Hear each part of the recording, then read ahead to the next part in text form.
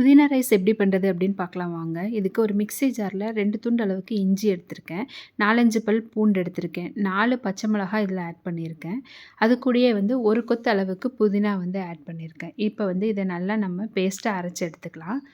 பாருங்கள், இந்த அளவுக்கு நம்ம இப்போ அரைச்சி எடுத்தாச்சு. இப்போ ஒரு கடாய் வச்சுருக்கேன். கடாய் சூடானதையும் 2 ஸ்பூன் அளவுக்கு ஆயில் ஆட் பண்ணிட்டு கொஞ்சமாக கடுகு போட்டிருக்கேன்.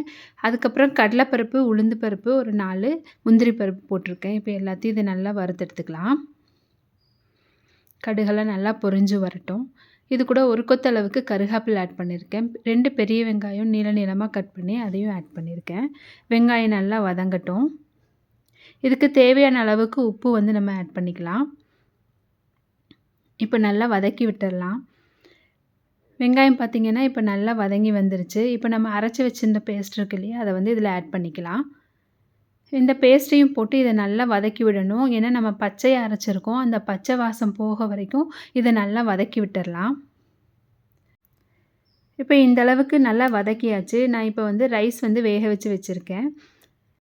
இப்போ இந்த வேக வச்ச ரைஸை வந்து நம்ம இந்த இதில் போட்டு நல்லா மிக்ஸ் பண்ணிடலாம். நல்லா கலக்கி விட்டுடலாம். அவ்வளோதான், நமக்கு சூப்பராக வந்து புதினா ரைஸ் வந்து சூப்பராக நமக்கு ரெடி ஆகிடுச்சு.